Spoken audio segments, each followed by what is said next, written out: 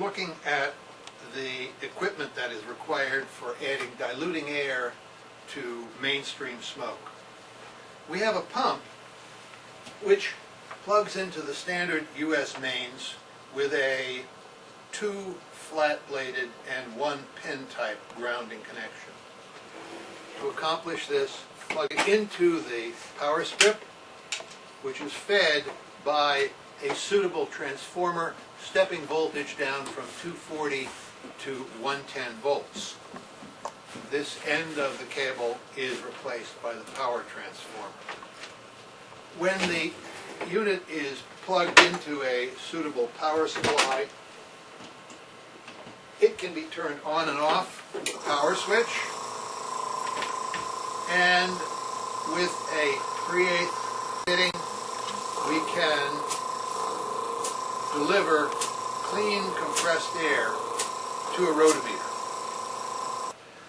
The output of the compressed air line is delivered to 2 rotometers, and the rotometers are shown here with one valve that's on the 0 or 1 to 4 liter per minute rotometer.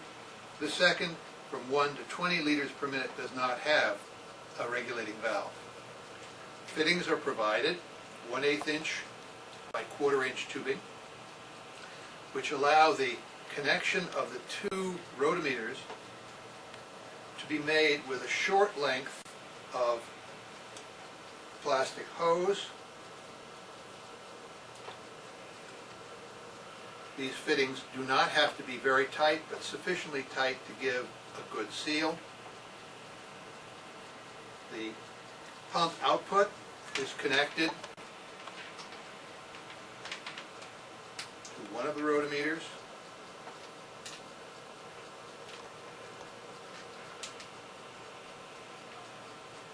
Such that this valve controls the flow rate of air going through the rotometer.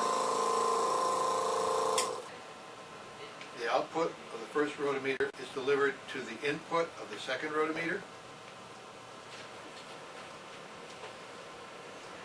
There are furls inside of the fittings, and the furl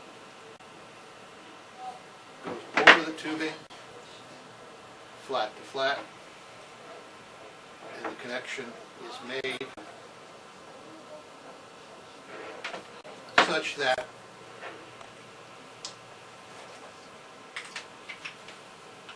the 2 rotometers can now be operated jointly, and you'll notice that as the valve is increased, the flow increases to the maximum of 15 liters per minute.